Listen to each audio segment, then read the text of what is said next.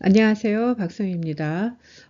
서울형 심층 독서 토론 1주부터 4주를 저와 함께 진행을 맡은 박성희입니다. 이번 시간은 잃어버린 개놈을 찾아서라는 도서를 소개하고 지금 우리가 어떻게 그 독서 토론을 진행하는지 일정에 대해서 소개를 하겠습니다. 예, 어, 1주차 진행은 다음과 같이 소개가 되는데요. 일반적으로 우리가 그 스반테 페보 교수 저자에 대해서 좀 탐구를 해보겠습니다. 그리고 이제 도서에 대해서 좀 참고를 하고요. 그리고 이 도서를 이해하는데 조금 필요한 어, 생물학적인 개념들이 있습니다. 그래서 여러분들이 많이 알고 있을 텐데 DNA는 무엇이고 세포, 유전체, 염색체, 그리고 지놈 해독이 무엇인지에 대해서 좀 살펴보도록 하고요. 그런 다음에는 우리가 생명정보학과 고인류 유전체학이 어떤 관계가 있는지 각각 무엇인지에 대해서 살펴보도록 하겠습니다. 이렇게 해서 이제 한 시간을 우리가 마무리하고요. 두 번째 시간부터는 우리가 책을 읽지 않은 것으로 여러분들을 이제 가정하고 사전 토의를 한번 해보겠습니다. 그래서 사전 토의에서는 스반테 페보 이 도서의 저자분이시죠. 이분에 대해서 인물을 탐구를 해보겠습니다. 그리고 잃어버린 지놈이 무엇을 의미하는지 여러분이 책을 읽지 않은 상태에서 한번 상상을 해보도록 하고요. 그리고 이제 우리가 또 네안데르탈인은 누구인지 한번 또 우리의 이제 책을 읽지 않은 상태에서 선입견을 가진 상태에서 한번 살펴보도록 하겠습니다. 그리고 고인류 유전체 학이라는 학문을 새롭게 이 스반테 페보라는 저자분이 개척을 하였는데 이러한 고인류 유전책은 무엇이고 왜 어려운지에 대해서도 한번 토의를 해보도록 하겠습니다. 예, 서울형 심층 독서 토론 진행 일정 1주부터 이제 4주차로 이제 구성이 됩니다. 그래서 1주는 여러분들이 책을 읽지 않은 것을 가정을 하고 우리가 이제 사전 토의를 해보는 것입니다. 그래서 주로 이 저자, 페보 교수에 대한 인물을 탐구하고 도서에 대한 전반적인 부분들을 한번 토의해보는 것으로 하겠습니다. 그리고 2주차에서는 우리가 이제는 이제 여러분들이 책을 읽어와야 되겠죠. 그래서 책을 읽고 이 도서에서 우리가 쟁점적인 토론할 그런 쟁점들과 논제를 이제 찾아가지고 토의를 하는 것인데 월드카페 토론처럼 우리가 이제 서로 모듈을 나누긴 하지만 어떤 경쟁적인 토론이 아니라 조금 더 자유롭게 개인의 의견을 제시하는 그런 토론이 되겠습니다. 그래서 조금 더 우리가 책에 대해서 깊이 있게 알아보고 심층적인 토론을 해보는 시간이 되겠습니다. 그래서 이미 알았던 지놈이나 유전자, 또 변이, SNP나 지놈 해독, 생명정보, 고일 유전체학 이런 부분에 대해서 여러분들 나름대로 좀 깊이 있게 책에 있는 내용과 함께 깊이 있게 이제 살펴보는 것이고요. 그리고 네안데르탈 지놈 연구에 대한 어떤 질문들, 연구 결과에 대해서 우리가 토론을 해보도록 하겠습니다. 그리고 3주차는 우리가 이제 심층 확장 토론으로서 책 밖으로 한번 나가봅니다. 그래서 여기서는 이제 조금 더 이 책에 대해서는 조금 더 깊은 토의를 진행을 해봅니다. 그래서 네안데르탈인과 데니소바인의 차이가 무엇인지, 지놈상에서의 차이가 무엇인지에 대해서 좀 살펴보고요.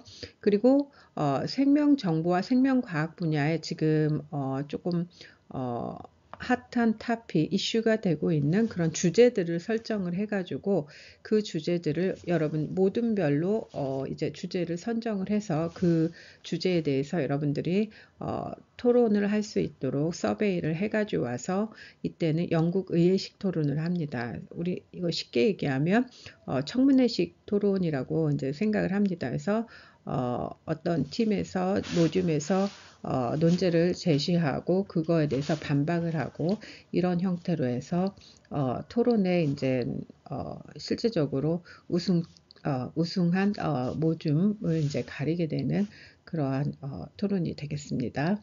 4주차에는 3주차까지의 모든 것을 이제 정리하고 이 책에 대해서 이제 서평과 여러분들의 감상문을 써보는 것인데요. 최소한 한 줄 서평은 여러분들이 작성을 해야 되고 또 A4 반 페이지 정도의 어떤 감상문을 작성을 합니다. 그래서 여러분들이 작성한 이 감상문 이것을 이용해서 프롬프트로 이용을 해서 우리가 AI 툴을 이용해서 포스터를 간략하게 제작해 보는 것을 해보도록 하겠습니다. 이렇게 해서 1주부터 4주차까지 이제 독서 토론을 진행하는 일정으로 구성이 되었습니다. 우리가 이제 책을 읽기 전에 생각해야 될 주제인데요. 이 수업에서는 여러분들이 정답을 찾으려 하지 말고 자신의 생각을 네모로 이제 말하면 됩니다. 이 네모에 들어갈 말은 무엇일까요? 한번 생각을 해봅시다. 여러분들이 얘기를 하면 좋은데 지금은 제가 그 정답을 보여주도록 할게요. 예, 자신 있게 말하는 것입니다. 이 수업에서는 정답이 없습니다. 그냥 여러분들이 생각하고 느낀 거 그것 자체를 자신 있게 이야기하면 됩니다. 그리고 독서의 목적은 저자로부터 지식을 뭐뭐 하는 것을 배우는 것이다. 이 네모에 들어갈 말은 무엇일까요? 네, 한번 살펴볼까요? 지식을 탐구하는 것을 배우는 것이다. 왜냐하면 저자는 이미 그 어떤 분야의 지식을 저자의 방식으로 탐구를 하는 것을 이제 우리가 이 책을 읽으면서 저자가 탐구했던 그런 방식대로 이제 우리가 따라가 보는 것이죠. 그래서 저자로부터 지식을 우리가 이제 탐구하는 것을 배우는 것이고요. 그리고 독서의 목적은 지식, 저자 또는 책 속 대상과의 뭐입니다. 근데 여기 네모에 들어갈 것이 무엇일까요? 예, 책 속 대상과의 만남이며 대화며 교제입니다. 그래서 우리는 이 한 학기 4주를 여러분들과 제가 만나고 또 이 도서에 지금 잃어버린 지놈을 찾아서 여기에 있는 저자 그리고 이 저자분의 어떤 동료들 나오는 등장인물들 있죠. 내지는 네안데탈인 이나 덴소바인 이런 고인류와 우리가 만나보는 거고 그들과의 어떤 대화를 해볼 수도 있는 거고 또한 대화가 확장돼서 이제 교제를 해보는 것으로 이제 정의를 하였습니다. 그러면 왜 제가 이 책을 선택을 하였을까요? 여러분들 한번 생각해 본 적이 있을까요? 그걸 한번 우리가 생각을 좀 해봅시다. 여러분들이 이제 한 5년 후에 2030년 여러분이 몸이 아파서 병원에 가면 어떠한 의료 서비스를 받을 수 있을까요? 혹시 상상해 본 학생이 있을까요? 그러면 지금과 같이 동일한 우리가 의료 서비스를 받을 수 있을까요? 아니죠. 지금 많이 변화가 굉장히 빠르게 일어나고 있고 또한 그 AI를 통해서 우리가 변화가 이제 가속화되고 있는데 의료 서비스 또한 우리가 알게 모르게 많은 변화가 지금 있습니다. 그래서 달라질 거라는 것은 이제 자명한 사실인데 어떻게 달라질 생겼을까요? 이런 것들이 이제 한번 생각을 해보는 기회를 갖는 것이고요, 우리가. 그리고 우리는 왜 서로 다르게 생겼을까요? 이런 것을 이제 생각해 본 적이 있을까요? 우리가 서로 다르게 생겼다는 것을 생물학적인 측면, 특히 유전적인 변이를 가지고 이제 설명할 수가 있을 것입니다. 여러분들이 이 수업을 끝나고 나면요. 그리고 같은 약을 먹어도 서로 다른 반응이 이제 나타나죠. 우리가 코로나 백신을 맞아도 사람마다 나오는 부작용들이 조금씩 다르죠. 이런 것에 대한, 이런 질문에 대한 모든 해답은 어디? 우리가 가지고 있는 유전체, DNA에 그 정답이 있는 거죠. 그래서 이러한 질문에 대한 해답을 가지고 있는 DNA 정보를 우리가 조금 더 심화된 레벨로 배우고, 그리고 10년, 20년 후에 이런 DNA 정보를 활용하여 구현될 어떤 의료 산업, 그리고 또 다른 산업 분야에 대해서 우리가 비판적인 측면을 가지고 학생 스스로 어떠한 이러한 산업이나 의료 서비스에 대한 어떤 의견, 그리고 철학적인 어떤 관점, 이런 것들을 이제 제시하기를 바라는 것이죠. 그리고 이제 이렇게 이제 여러분들이 살아갈 미래에는 이러한 DNA 정보에 대한 활용이 굉장히 많아지고 이것이 그 일상생활이 될 텐데, 이런 유전체 정보를 우리가 어떻게 활용하는 것이 건전한 것인지, 이러한 건전한 어떤 철학을 함양할 수가 있어야 되겠죠. 그럼으로써 이제 미래 시민으로서 우리가 살아갈 수 있는 준비가 되도록 하기 위해서 이 수업을 구성을 하였습니다.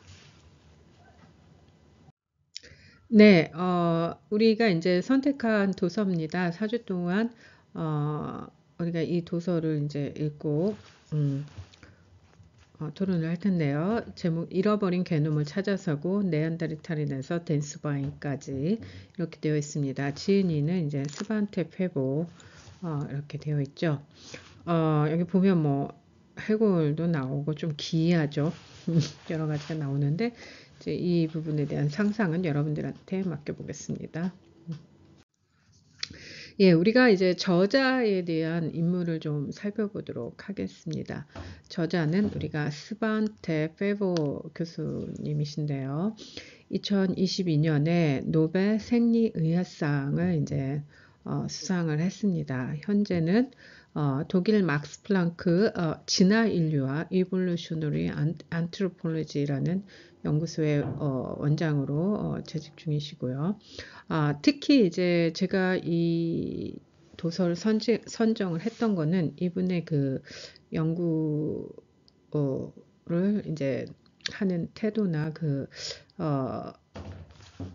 연구에 대한 어떤 자세, 이런 것들이 이제 우리가 배워야 할 부분이 좀 많은 것 같아서 선정을 했습니다. 그래서 이제 오늘 이제 우리가 인물 탐구를 해볼 텐데요.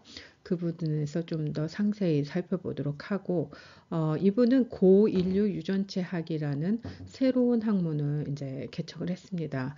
이 고인류 유전체학이 어떤 것인지는 뒤에서 설명을 하고, 그래서 이렇게 새로운 학문을 개척하고 이 부분에서 어떤 연구를 했냐면, 이미 화석이 되어버린 고인류, 네안데르탈인이라는 고인류의 지놈, 게놈을 이제 해독을 했죠. 그래서 이제 우리 현생 인류의 지놈과 이 네안데르탈인의 지놈을 이제 비교 분석해서 우리 현생 인류, 인간이 어떻게 인간답게 되어지는가, 인간을 어떻게 정의할 수 있는가, 이것을 이제 밝히는 연구를 했습니다.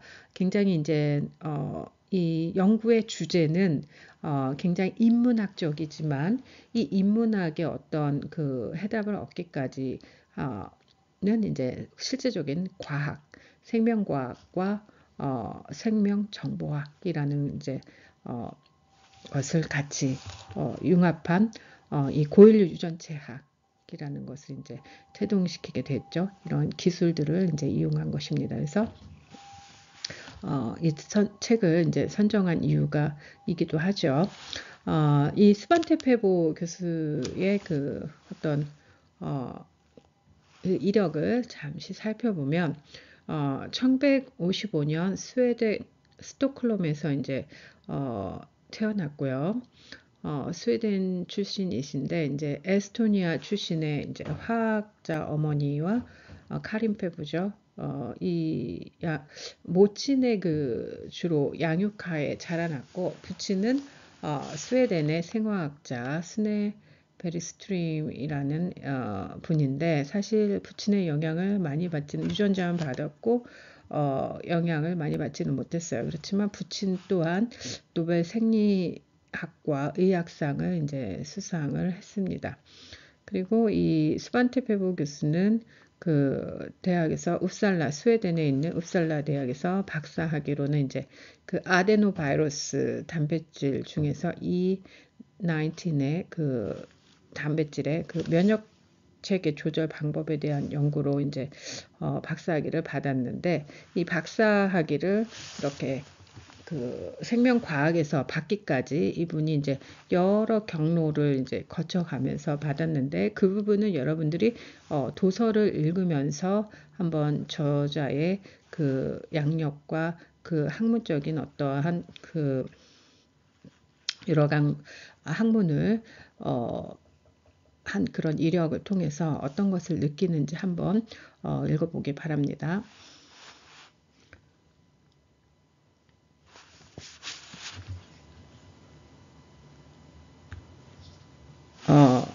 여기 그 막스 플랑크는 이제 이 연구소는 독일에 있는 유명한 연구소들 몇 개 연구소들로 이루어졌는데 이 라이프치히라는 데에 위치하고 있습니다.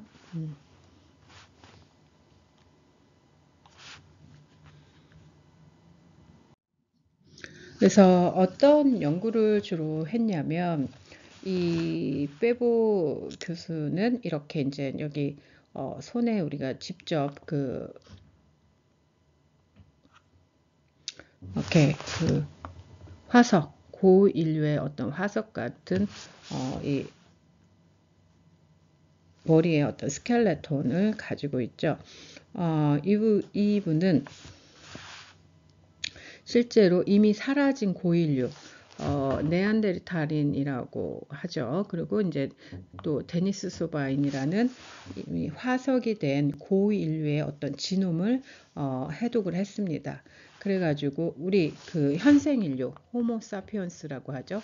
이 호모사피언스의 지놈하고 같이 비교를 통해서 이 고인류들 사이에 고인류와 현생인류 우리 호모사피언스 사이에 어떤 그 유전자의 이동 어떠한 유전적 진화적인 그 과정상에서 유전자의 이동이 어떻게 되어졌는지를 이제 밝혔고요. 사실 이런 것들에 대한 것은 이제 처음 우리 이제 지구 역사상 그리고 이러한 생화학 연구 나 생명과학 연구상 처음으로 이런 것들이 이제 진행이 된 거죠. 그래서 이렇게 함으로써 우리가 그 이종, 그 네안데르탈인이라는 새로운 종과 이 호모사피언스라는 이종 간의 어떤 교배가 있었고 이 교배를 통해서 어떤 유전적인 변이들이 이 네안데르탈인부터 호모사피언스의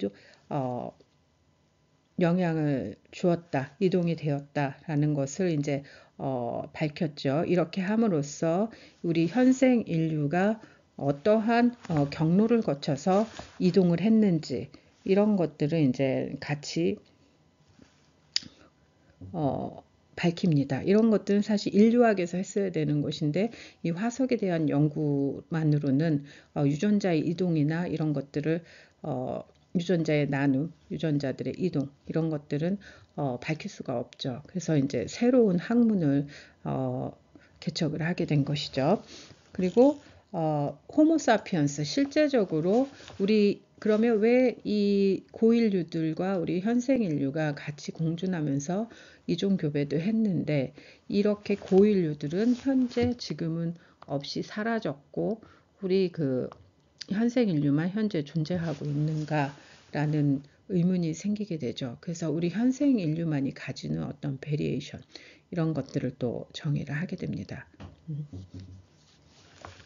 그래서 우리가 이제 2014년에 이 네안데르탈 지놈을 이제 해독하면서 이 네안데르탈은 실제적으로 이렇게 생겼을 것이다 라는 것을 이제 디자인을 또 하기도 했죠. 그래서 구체적인 모습 이런 것도 이제 제시를 했습니다.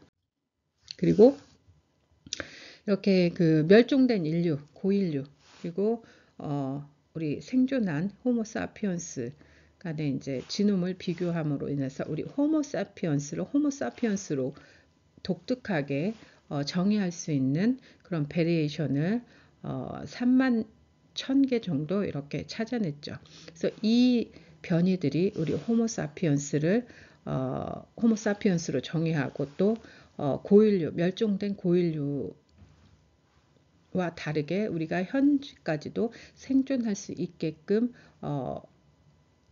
정의를 하는 그런 변이다라고 이제 이 찾은 부분을 논문으로 이제 제출했습니다. 그래서 논문 제목이 후위야 굉장히 인문학적인 제목이죠. 무엇이 인간을 인간답게 만드는가.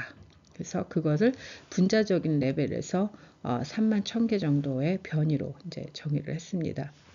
이 중에 일부 변이는 기능이 밝혀졌지만 다른 변이들은 이제 기능이 밝혀지지 않은 것도 있죠. 아직까지.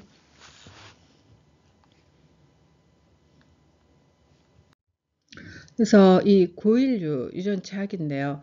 어떤 화석, 이미 이제 사라진 인류의 어떤 화석으로부터 DNA를 추출하고 이것을 이제 추출된 DNA를 가지고 이제 시퀀싱하고 이 시퀀싱 하게 되면 어떻게 돼요? 우리 이미 데이터베이스로 여러 생명체의 지놈들, 이런 우리 또 호모사피언스, 우리 지금 현생 인류에 대한 지놈, 들이 같이 있으니까 이런 것들을 비교 분석함으로 인해서 우리 호모사피언스만이 가지는 베리에이션 그리고 두 이종 간의 어떤 베리에이션의 차이 이런 것들을 이제 찾아낼 수가 있는데요. 어려운 점은 무엇이냐 하면 이런 고인류 이미 화석이 되어버린 고인류에서 이 뼈 조각에서 DNA를 추출한다는 것이 그렇게 쉬운 것이 아니죠. 왜냐하면 DNA 구조나 이런 것들이 다 어떻게 파괴되어졌기 때문에 그리고 변형이 되었고 그래서 이렇게 이제 고인류 화석 뼈에서 DNA를 추출하는 이 과정을 실험적으로 이제 정립을 하게 됩니다. 그래서 이 부분을 고인류 유전체 학이라고 팔레이지노믹스라고 이제 정의를 했죠. 그렇게 함으로써 이런 변이들을 이제 해독하고 진화 이론을 가지고 이것을 해석함으로 인해서 우리 이제 특히 우리 고인류와 현생 인류의 어떤 연관성 이런 것들을 이제 연관성을 이제 제시를 했다는데 굉장히 큰 의의가 있고 새로운 이러한 학문을 융합 학문이죠. 실제적으로는 인류학 그리고 생명정보학, 유전체학, 생명과학 이런 것들이 같이 융합된 이런 학문을 새롭게 개척했다는 점에서 큰 의의가 있습니다. 그래서 이제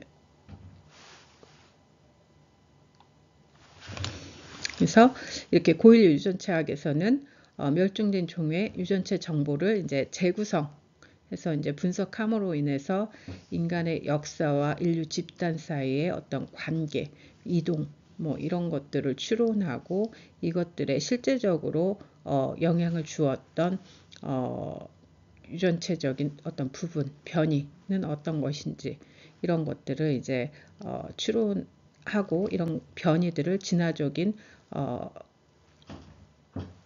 진화상에서 어떤 의의를 갖는지 이런 것들을 추론하는 학문이 되겠습니다.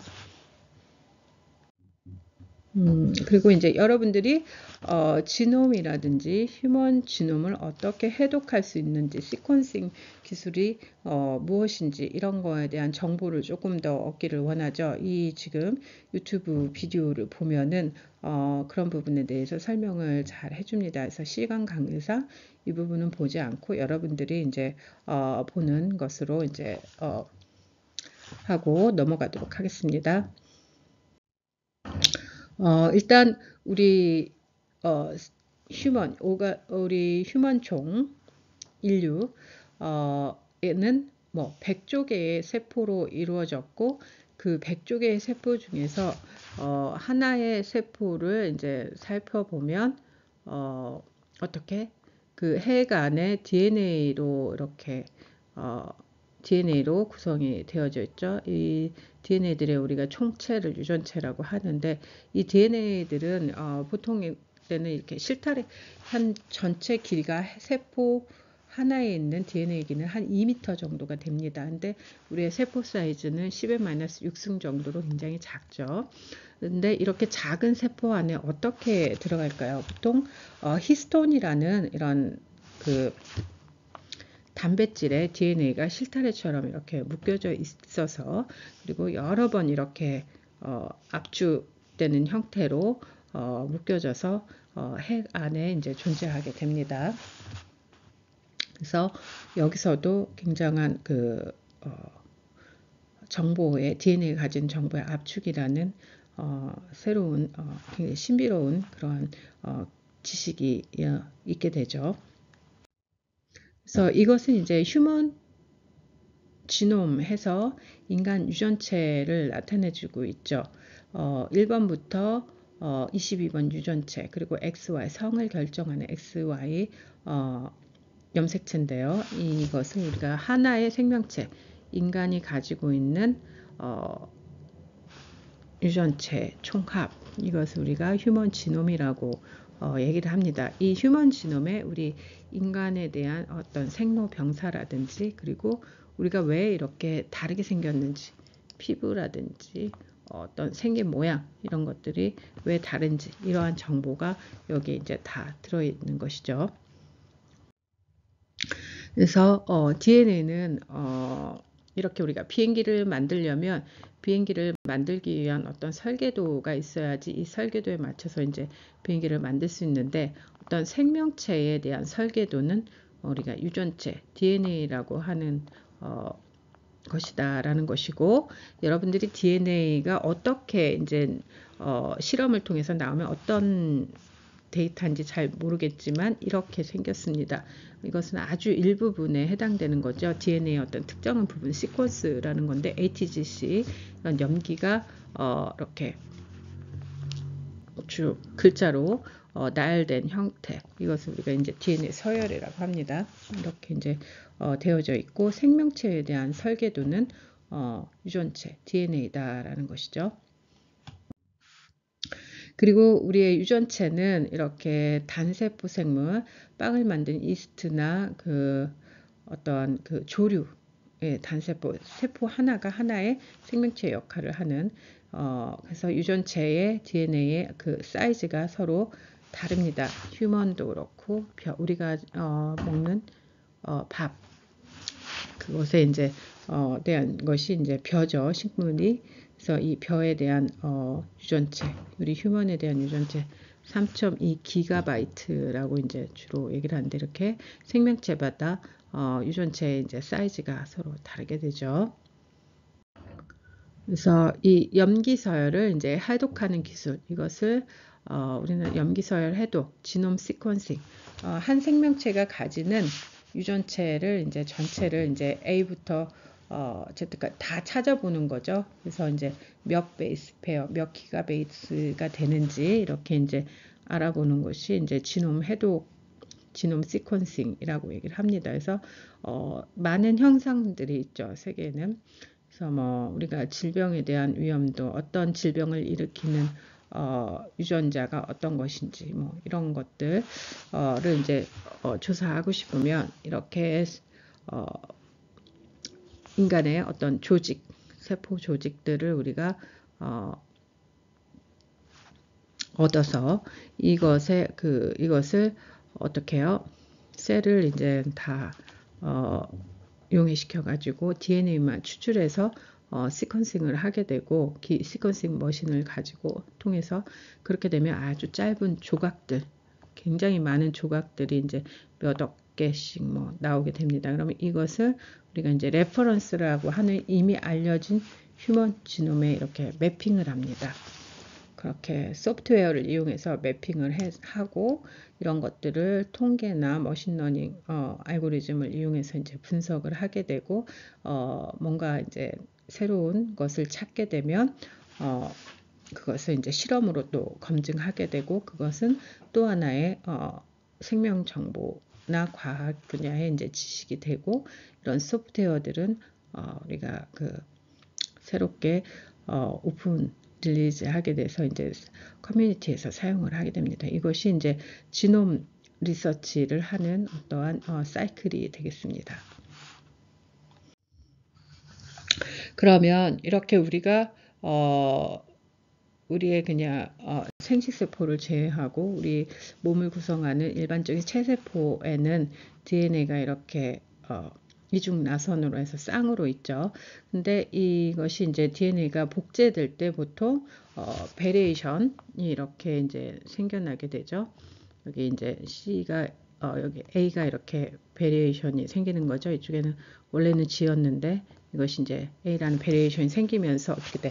우리 휴먼하고 휴먼도 서로 어떻게 시퀀스가 조금씩 달라지게 되죠.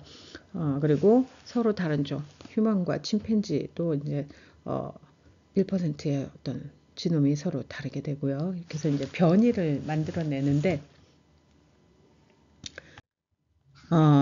그래서 이렇게 이제 변이, 그런 휴먼 지놈에는 유전체에는 얼마나 많은 변이가 있을까요?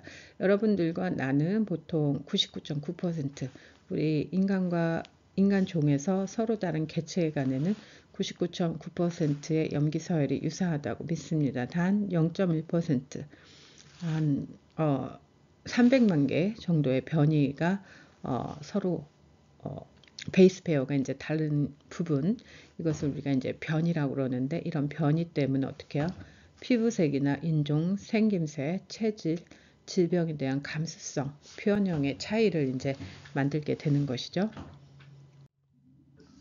그리고 인간과 침팬지 가장 가까운 침팬지는 96%에서 98.8% 염기 서열이 유사하다고 합니다. 그리고 인간과 쥐는 85% 정도 이제 유사하다고 이야기를 하고 있죠. 페보 교수가 이렇게 고인류 네안데르탈인이라는 네안데르탈인 어떤 지놈을 여성이었죠. 여성의 유전체를 해독을 해서 네이처에 이제 처음으로 논문을 공개합니다. 2013년에. 그래서 이 여성은 보통 네안데르탈인의 화석이 처음 발견된 것이 1856년 독일 네안더 계곡이라는 곳에서 발견되었고 이 네안더 그래서 이 계곡의 이름을 떼어서 네안데르탈인이라고 이제 우리가 얘기를 하죠. 그리고 100년이 지나서 이 지놈이 우리가 이제 지놈 시퀀싱을 해서 해석이 됐습니다. 이 네안데르탈인은 호모 속, 우리 휴먼과 같은 호모 속에 속하면서 호모 네안데르탈렌시스라는 이제 서로 다른 속을 가지게 됩니다. 우리는 호모 사피언스고 이 네안데르탈인은 호모 네안데르탈렌시스라는 이제 종의 이름을 갖게 됩니다. 그러니까 호모사피언 현생 인류인 호모사피언스와 일종의 어떤 형제적인 관계고 유전적인 그 지놈의 유사성은 99.7% 굉장히 유사하다고 봅니다. 단지 이제 1~2% 정도만 휴모사피언스와 이제 다르다고 여겨지는 것이고 그리고 이때 당시 이제 그 지놈에서 찾은 유전자 베리에이션 이런 것들을 이제 이용해서 이 사람들의 어떤 피노타입들 이런 것들과의 연관성을 이제 분석을 했고, 그래서 그 연구를 바탕으로 이렇게 네안데르탈인의 그 모습을 디자이너를 통해서 이렇게 재건을 이제 해본 것이죠. 그래서 이렇게 생겼을 것이다라고 이제 디자인을 했고요. 그래서 결론적으로 이 책에서는 이 스반테 페보 교수는 어떠한 이야기를 하고 있고 어떠한 것을 발견을 했냐면, 보통 20만 년 전에 호모 사피언스는 이 아프리카에 처음 출현을 했어요. 아프리카에 이제 20만 년 전에 이제 처음 출현을 했었고, 한 10만 전쯤 돼서 이 아프리카를 떠나서 이 대륙으로 중동 지방으로 이동을 했는데, 중동 지방에 이미 네안데르탈인들이 이제 살고 있었죠. 그래서 이들을 만나면서 이종 간의 이제 교배가 이루어졌고, 그러면서 우리 호모사피언스들이 이제 개체가 증가하고 하면서 계속해서 내륙으로 이동을 했고, 또 어디 오세아니아주 그리고 파푸아뉴기니아까지 섬까지 남쪽으로까지 계속해서 이제 이동을 했습니다. 이렇게 이동을 하면서 계속해서 거기에 존재하고 있는 네안데르탈인과 이제 이종 교배가 이루어지면서 어떻게 해요? 시간이 어느 정도는 네안데르탈인과 호모사피언스가 공존을 했고, 그러다가 현재 우리 결과로 보면 이 네안데르탈인은 이미 사라졌고 우리 호모사피언스만 이제 살아남게 됐죠.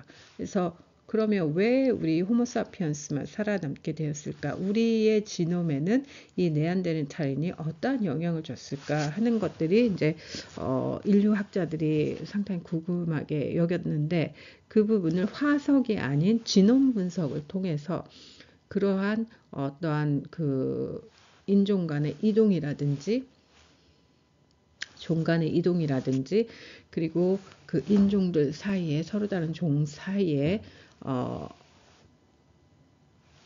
DNA들이 어떻게 영향을 미쳤는지 이런 것들을 이제 찾아냈는데, 이분이 얘기하는 거는 결론적으로 그 이종, 서로 다른 종, 네안데르탈린시스와 호모사피언스가 이종 교배를 통해서 우리 현생 인류에게 네안데르탈린의 변이가 우리를 계승을 하게 됐다라는 거죠. 우리한테 남겨졌고, 그 1, 2% 우리 그 지놈의 1, 2%가 이 네안데르탈린의 어떤 변이로 구성이 되었다는 것을 이제 밝혀냈습니다. 그리고 또 한참 시간이 흐른 후 한 5만 년쯤에 또 우랄 알타이 쪽에서 지금의 러시아 쪽이죠. 이쪽에 살고 있던 데니소바인을 이제 또 만나서 우리가 이종 교배를 함으로 인해서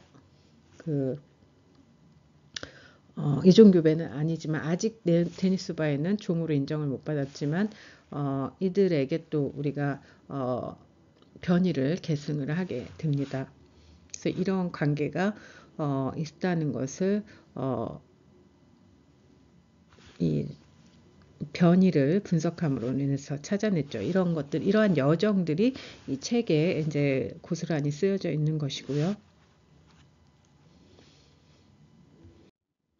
그래서 이 책의 마지막 부분, 오부 쪽을 보면 이렇게 작은 손가락, 새끼 손가락보다 작은 뼈 조각이 이제 이 러시아 쪽에 그 연구진으로부터 이제 제공을 받게 되고, 이 뼈를 조각을 시퀀싱을 통해서 이 지놈을 이제 해독을 하게 되고, 그렇게 함으로 인해서 이 뼈 조각의 주인은 한 13살 정도의 소녀이고, 어떻다? 이 네안데르탈인과는 또 다른 어떠한 새로운 개체였을 것이다 라는 것이 이제 이 논문을 통해서 발표를 하게 됩니다. 그래서 이 데니소바인으로부터, 그래서 이름은 이제 데니소바 케이브 동굴에서 찾아졌기 때문에 이 데니소바의 소바인이라고 이제 불렀는데, 이들로부터 우리 현생 인류가 또한 0.1%에서 0.6% 정도의 이제 변이를 받았을 것이다라고 이제 다는 것을 찾아내게 됐죠. 그렇게 인해서 우리가 이제 티벳 고원과 같이 고지대에서도 살 수 있는 그런 변이들을 이제 계승을 했을 거다라고 이제 작자는 얘기하고 있습니다.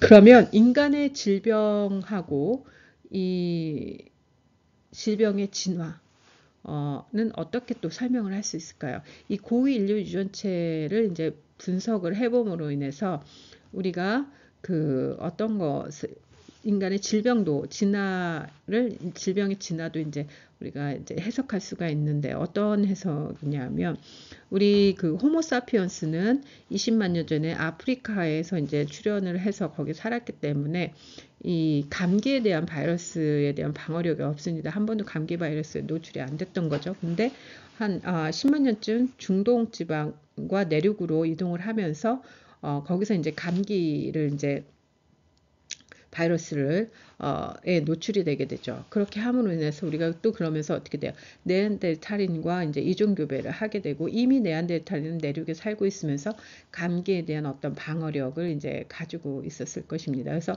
이종 교배를 통해서 이 감기 바이러스, RNA 바이러스에 대한 인플루엔자에 대한 우리가 방어력을 이제 갖게 되었을 것이다라는 것을 이 연구를 통해서 또 밝혀냅니다. 이것은 이제 네안데르탈인의 그 DNA에 RNA 바이러스가 침입한 그런 흔적인데 이것을 통해서 이미 네안데르탈인은 이 RNA 바이러스에 대한 방어력이 가졌을 것이고 또한 우리도 이제 이종교배를 통해서 이런 방어력을 또 계승을 받았다라는 것을 이제 밝혀내게 되죠. 그래서 인간이 어떤 질병에 대한 진화도 이제 함께 살펴볼 수가 있습니다. 또 이 책에서는 초반에는 우리가 이제 미토콘드리아 세포의 소기가 아니죠. 에너지를 이제 만드는데 세포에서 이 미토콘드리아 아주 작은 부분 한 16,000개의 DNA 베이스 페어가 또 존재합니다. 그래서 이것은 핵 DNA, 우리가 말하는 유전체라고 하는 그 DNA와는 조금 다른데 훨씬 더 작은 부분이죠. 그래서 이 부분을 이제 분석을 하는데 이 미토콘드리아 DNA는 주로 우리가 목의 혈족을 찾는데 많이 사용이 됩니다. 왜냐하면 미토콘드리아 DNA는 난세포의 정자보다는 난세포의 한 100배 정도 많이 이렇게 존재하고 있고요. 이렇게 난세포에 굉장히 많이 존재하죠. 정자보다는. 근데 또 이 정자와 난자가 수정되면서 이 정자 쪽에서는 정자의 꼬리 부분에 이 미토콘드리아 DNA가 있는데 이 꼬리가 잘려져 나가죠. 수정되면서. 그렇기 때문에 이 수정란은 오롯이 그 난세포, 난자에 있는 미토콘드리아만 있게 됩니다. 그렇게 되니까 우리 인간이 가지는 것은 다 어머니에게서 물려받은 그런 미토콘드리아죠. 그래서 이제 모계를 식별하는데 굉장히 중요한 정보로 제공되는 게 이 미토콘드리아 DNA입니다. 그리고 이 논문에서는 초기에 그 미토콘드리아 DNA를 통해서 연구를 하게 되는데 굉장히 이제 적은 부분이죠. 그래서 나중에 이제 핵 DNA로 옮겨가고 그래서 이제 설명을 드리고요. 그리고 이렇게 찾아진 네안데르탈인에게서 찾아진 그런 변이들 한 2,000개 정도 되는 1,400개 정도 되는데 이것을 어디에 그 DNA 테스트에 이제 실제적으로 이용을 합니다. 그 23andme라는 회사에서 이것을 이용을 하게 되고 이 DNA 테스트를 통해서 우리가 우리 지놈상의 네안데르탈 지놈이 어떤 부분을 가지고 있고 이것이 어떠한 기능을 하는 것인지 이런 것들을 이제 알려주게 됩니다. 그래서 상업적으로 이용된 사례를 또 살펴볼 것이고요. 이러한 연구를 하는데 생명정보와 지놈을 분석하는 기술이 실제적으로 이 생명정보학에 많은 컨트리뷰션을 했는데 이 생명정보학은 이렇게 DNA, 프로틴, 뭐 여러 가지 그 생명 과학, 그러니까 에서 나오는 지금 의학까지 인체로부터 유래되는 많은 데이터를 이제 컴퓨터를 활용해서 이제 분석하는 것을 우리가 생명정보학이라고 합니다. 그래서 1950년대부터 이렇게 컴퓨터를 이용해서 분석하는 연구가 이제 있었고, 이것이 이제 발전해서 바이오인포메틱스로 발전을 했습니다. 이 부분의 설명을 좀 생략하도록 하고요. 그리고 이렇게 뭐 몰레큘, 그리고 티슈, 그리고 오간, 내지는 이렇게 우리 생명체에 대한 모든 정보, 이런 것들을 이제 다 활용을 하게 되죠.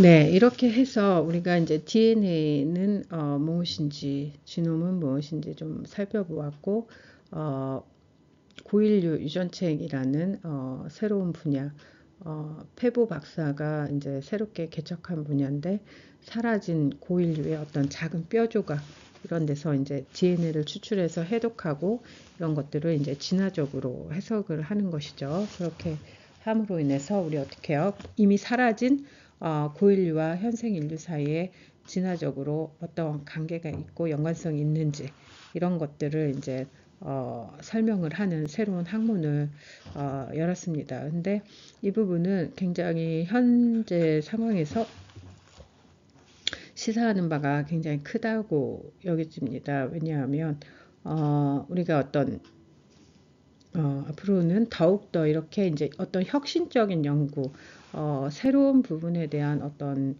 시도, 그리고 개척해서 새로운 분야를 만드는 것, 이런 것들이 이제 굉장히 중요한 부분이라고 여겨지고, 그리고 이렇게 하는 그 어떤 인물에 대한 탐구, 그리고 이 페보 교수가 보여주는 것은 굉장히 조용한 리더십입니다. 그래서 이런 부분에 대해서 인물을 탐구하면서 우리가 이제 앞으로 미래 세대를 살아가면서 많은 요구되어지는 그러한 리더십과 어떤 정신들, 이런 것들을 배울 수 있는 것 같아서 이 도서를 선정을 했고, 이제 다음 시간에 이런 것들을 여러분들과 이제 토론을 통해서 더욱 이제 깊이 있게 살펴보도록 하겠습니다.